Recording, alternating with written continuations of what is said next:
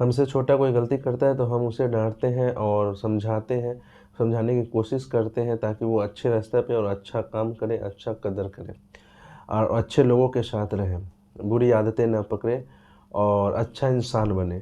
लेकिन आज की जो कहानी है उसमें बड़े लोग ही उसे बहकावा में और ला देते हैं और बड़े मिलकर ही गलती करते हैं और इसके कारण एक कत्ल हो जाता है, पता नहीं चलता है कि कैसे हो गया और जब पता चलता है तब तक बहुत देर हो चुका होता है। सो हेलो दोस्तों, स्वागत है आप अपने चैनल में। हूँ मुसीब। आज का जो वाक़या है वो झांसी से उत्तर प्रदेश। उत्तर प्रदेश में एक परिवार था जहाँ एक बच्चा था। बच्चा को जब आता था उसके रिश्तेदार मिलने तो उसकी माँ बच्चे को देखकर रोने लगती थी, फूट-फूट कर रोती थी क्योंकि बच्चे के पापा का कत्ल हो गया था। लगभग 3 महीने हो चुका था कत्ल हुए, लेकिन उसके कातिल का कोई सुराग, कोई पता नहीं चल रहा था और पुलिस भी ढूँढ रही थी, पुलिस भी परेशान थी। पुलिस को भी पता नहीं चल रहा था, मालूम नहीं पड़ रहा था क्योंकि उसके आँखों के सामने हुआ था, उस महिला के आँखों के सामने हुआ था और महिला ने बताया था कि कोई गुटखा खा रहा था और बाइक से आया और मेरे पति पे धारदार हथियार से हमला किया और चला। इसी टॉपिक को लेकर चल रही थी और कि कोई दुश्मनी है क्या, कुछ जाति दुश्मनी है, कुछ ज़मीनी दुश्मनी है, कुछ पैसे का लेन-देन है, लेकिन कुछ भी पुलिस के हाथ नहीं लग रहा था। पुलिस बहुत परेशान थी, लगभग 3 महीने हो चुके थे और गाँव वाले का दबाव भी था कि इसका मृत्यु हो गया है और उसके छोटे बच्चे हैं और उसके कातिल तक का पता नहीं है। तब एक दिमाग में, एक हवलदार के दिमाग में एक चीज़ आता है कि क्यों ना उसकी बीवी का कुंडली निकाला जाए और उसके मोबाइल का डिटेल निकाला जाए। जब डिटेल्स निकाला जाता है उसके बीवी के मोबाइल का तो उसमें एक और अननोन पर्सन से बात हो रहा है। लमसम 7,000 मिनट, 8,000 मिनट बात हो रहा है। तो और इधर में बात हुआ है तो उसको सुई, शक का सुई उसके पे पड़ जाता है और पड़ता है तो जब पता चलता है कि वो और कोई नहीं उसका देवर है, छोटा ही देवर है जो उस महिला से कम लमसम 10 साल छोटा है। फिर उसका नाम आदर्श होता है उस देवर का।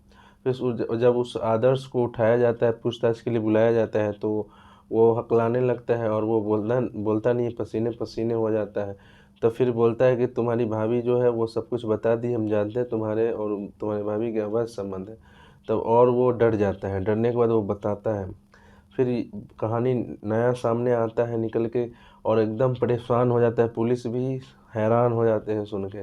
दरअसल कहानी यूँ था, कहानी ये था कि एक दिन वो और उसकी भाभी संबंध बना रहे थे।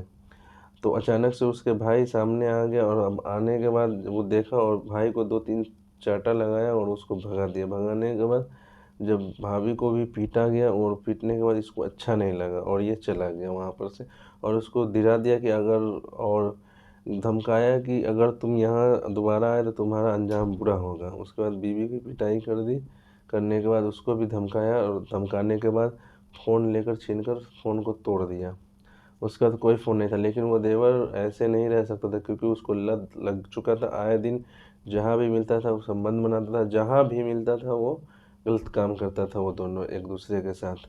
और उसके बाद क्या होता है कि एक देवर कमाता-वमाता भी नहीं था क्योंकि 19 साल उसकी उम्र थी, 19 से 20 साल उम्र था। उसका इकलौता बेटा था अपने पापा का वो, और उसको कहीं से भी पैसे के इंतज़ाम करके एक छोटा-सा फ़ोन अपनी भाभी को ला देता है और एक न्यू सिम ला देता है। लाने के बाद क्या करता है कि वो आए दिन बात करता रहता है, पति से छुप के बात करती रहती है। तब दोनों अचानक से प्लानिंग बनाते हैं कि उस क्यों ना उसको रास्ते से हटा दिया जाए, ख़त्म कर दिया जाए उसको, उसका कत्ल कर दिया जाए, उसके पति का।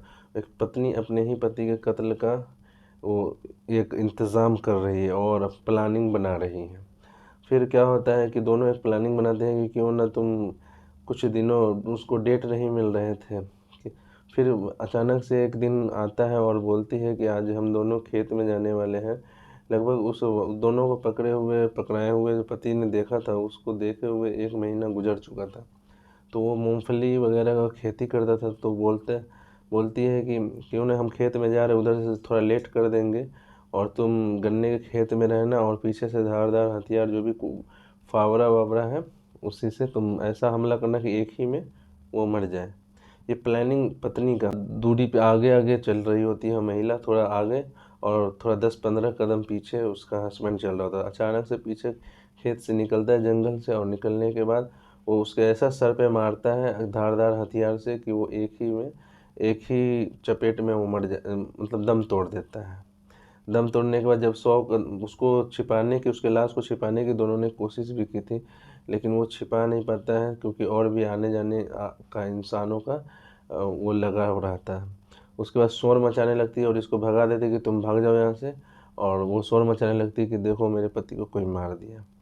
उसके बाद पुलिस आती है, पुलिस आने के बाद उस औरत को भी उठाती है, उठाने के बाद जेल भेज देती है दोनों को, और देवर भी, और देवर